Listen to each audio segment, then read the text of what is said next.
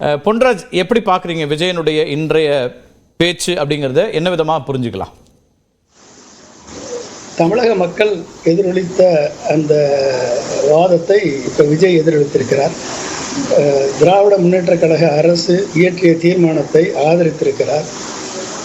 ஒட்டுமொத்தமான எதிர்க்கட்சிகள் எல்லாம் சேர்ந்து இதுவரை எழுப்பிய குரலுக்கு, நாமெல்லாம் இதுவரை போராடிய போராட்டத்திற்கு அந்த திரு விஜய் அவர்களது கருத்து வலு சேர்த்திருக்கிறது என்றுதான் நான் பார்க்கிறேன்.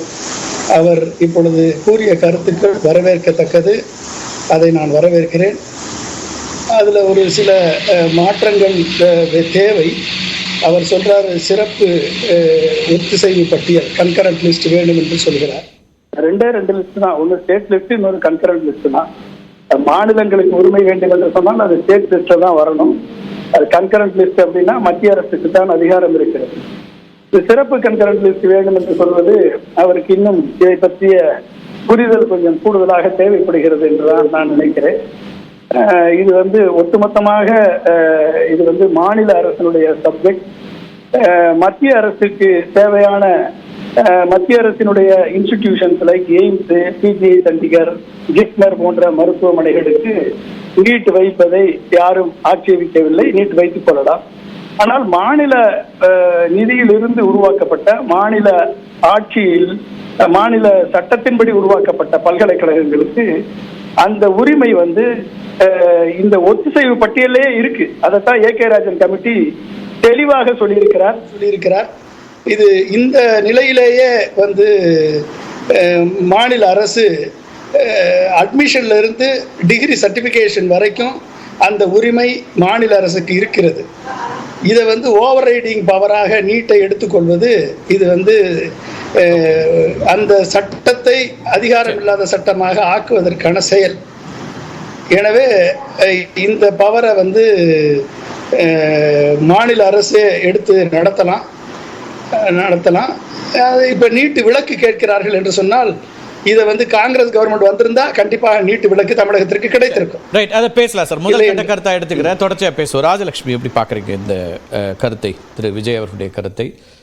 அவர் ஒரு பொதுமக்கள் அல்லது தமிழ்நாட்டினுடைய எண்ணங்களை பிரதிபலிக்கிறார் அப்படின்னு அதை பார்க்க வேண்டியிருக்கா? முதல்ல விஜய்க்கு ஒரு தேர்ந்த அரசியல்வாதி மாதிரி ஒரு களத்துக்கு கருத்துக்களை எல்லாம் பகிர ஆரம்பித்ததுக்கு நம்ம ஒரு வரவேற்பு வாழ்த்து சொல்லிக்கலாம். ஏன்னா ஒரு இளைய தலைவர் ஒருத்தர் வரும்போதே இன்னைக்கு வரேன் நாளைக்கு வரேன்னு சொல்லாமல் பொதுவாக ஒரு தெளிவான கருத்துக்களை சொல்லியிருக்காரு. நீட்டை பற்றி விஜயை தான் சொல்கிறேன் நான். இல்லை வருவான், இன்னைக்கு வருவான் நாளைக்கு வருவான்னு யாரை சொல்லிங்கன்னு தெரியல எனக்கு. சொல்லிட்டு இருந்தவங்க நமக்கு எல்லாருக்கும் தெரியும்ல. வருவாங்களா மாட்டாங்களான்னு ஒரு ஹேஷியத்திலே 10-20 வருஷத்தை கொண்டு போயிட்டுலாம் இருந்தாங்க. அது இல்லாமல் இவர் களத்துக்கு வந்திருக்காரு, இன்னைக்கு போட்டிருக்காரு, கருத்துக்களையும் சொல்கிறாரு. அவர் வரலன்னு சொன்ன பிறகு அவர் கடுமையாக விமர்சிக்கிற ஆட்கள் நீங்களாக தான் இருக்கிறீங்க. வர்றதுக்கு முன்னாடி வாங்கன்னு கூப்பிட்டதும் நீங்கள் தான். சரி, ரைட், தாண்டி வரும். விஜய் பத்தி நீங்க சொன்னீங்க, சரி சொல்லுங்க. முதலே மாட்டேன்னு சொல்லிட்டா பிரச்சனை இல்ல. உங்க விருப்பத்தை அவர் ஏற்கல, அப்ப கடுமையா விமர்சனத்துக்கு உள்ளாக்கணும், அது வேற விஷயம். பேசலாம். அதாவது விஜய் பொறுத்த வரைக்கும் இன்னைக்கு அவர் தேசிய நீரோட்டத்தில் போகிறதுக்கு விருப்பமாக இருக்கிற மாதிரி இல்லை. அவர் தேசிய கட்சி அவர் ஆரம்பிக்க முடியாது, நடத்த முடியாது. ஆகையினால இன்னைக்கு இந்த திராவிட கழகங்களுக்கு ஈக்குவலாக ஒரு டேலி பண்ணுற மாதிரி ஒரு காங்கிரஸ் கட்சி அந்த நிலைப்பாடு தானே சொல்லுது நீட் விவகாரத்தில். என்னன்னாலும் காங்கிரஸ் பிறகு அதை பார்த்துப்பாங்களா இருக்கும், வேணா அலைன்மெண்ட்டில் போவாங்க. இல்லை காங்கிரஸ் என்ன ஸ்ட்ரென்த்தில் இருக்குன்னு இன்றைக்கி நமக்கு தெரியும் தமிழ்நாட்டில். ஆக்சுவலாக நீங்கள் பார்த்தீங்கன்னா அவர் என்ன சொல்லியிருக்காருன்னா, நீட் தேவையில்லை அப்படின்னு அவர் கருத்தாக சொல்லியிருக்காரு. இது டிஎம்கேயும் டிஎம்கே ரொம்ப வலுவாக சொல்லிட்டு இருக்கு திருப்பி. அதுக்காக என்ன பண்ணாங்க அப்படின்னு கிடையாது. நீங்க பார்த்தா அவருக்கு திமுக மட்டும் இல்ல, சட்டமன்றத்தில் பாஜக தவிர மற்ற எல்லா கட்சிகளும் சேர்ந்து தீர்மானத்தை நிறைவேற்றிருக்கிறாங்க. கட்சியே என்ன இருந்தாங்க, அவங்க எவ்வளவு வலுவா இருந்தாங்க.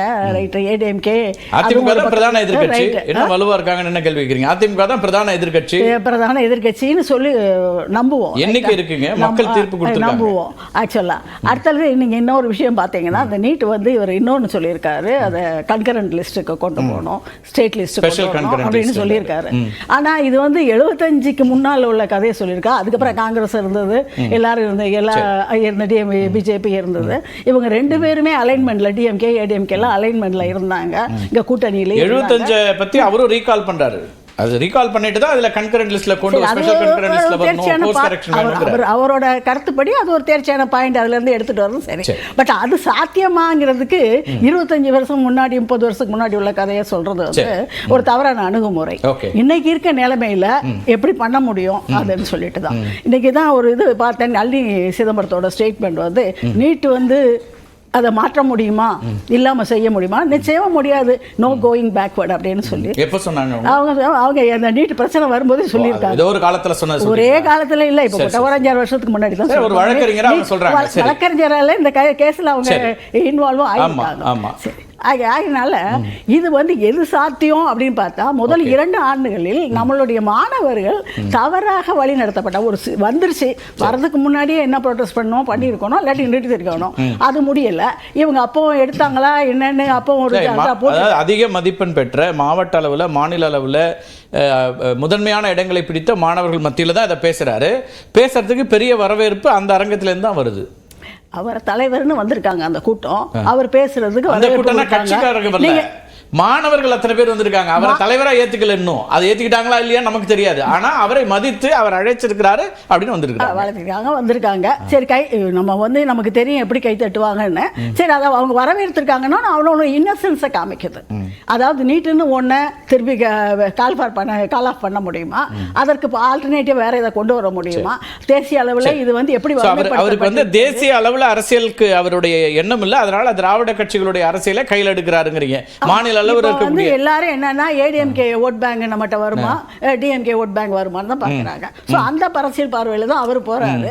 வேணா அவர் சொல்றதை பார்த்தா டிஎம்கே ஓட் பேங்க குறி வைக்கிற மாதிரி தான் இருக்கு. ஏன்னா ஏற்கனவே அவர் பண்ற விஷயங்களும் அதே மாதிரி தான் இருக்கு. அதனால விமர்சிக்கிறது உங்களை தானே விமர்சிக்கிறாரு, அதாவது நேரா விமர்சிக்கல. ஆனா இதெல்லாம் வேண்டாம், இது வந்து பிரச்சனையா இருக்கு, நீட்டை ஆதரிக்கிறீங்க நீங்க, அத அவர் எதுக்குறாரு. இன்னைக்கு நாங்க நீட் ஆதரிக்கிறோம், என்னைக்கு நாங்க நீட் ஆதரிக்கிறோம் சென்ட்ரல் கவர்மெண்ட்ல, ரைட்டா? சென்ட்ரல் கவர்மெண்ட் சிஸ்டம் அது காங்கிரஸ் இருக்கும்போது கொண்டு வந்ததும் ஆதரிச்சது, நம்மளும் ஆதரிக்கிறோம், ரைட்டா? ஆனா இதுல வந்து காங்கிரஸ் தன்னோட நிலைப்பாட்டை மாத்தி இருக்குது. மாநிலங்கள் விருப்பப்பட்டா அந்த மாநிலங்கள் மாத்திக்கலாம். ஆட்சிக்கு வரமாட்டோம் நம்பிக்கையில நிலைப்பாட்டை எல்லாத்தையும் மாத்திட்டோம். அவங்க கொடுத்த அஜெண்டா அறிக்கையில பாத்தீங்கன்னா ஒரு மாநில அரசியலை மையப்படுத்தி அவர் திராவிட கட்சிகளுடைய அந்த வாக்குகளை குறிவைத்து தான் இங்க பேசுறாரு அப்படிங்கிறீங்க. முதல் கட்ட கருத்து இன்னைக்கு விஜயகாந்தும் இல்ல. அதனால இவர் வந்து ஒரு இளம் ரத்தமாக அண்ணாமலைக்கு ஒரு வரவேற்பு இருக்குன்னு பாக்குறாரு. சோ அந்த மாதிரி நம்ம எதிர ஒரு வரவேற்பை பெற முடியும் அப்படின்னு ஒரு அரசியல் பார்வையோட கருத்தோட தெளிவா வராருங்கிறத புரிஞ்சுக்கணும். ஓகே, முதல் கட்ட கருத்தை எடுத்துக்கிறேன்.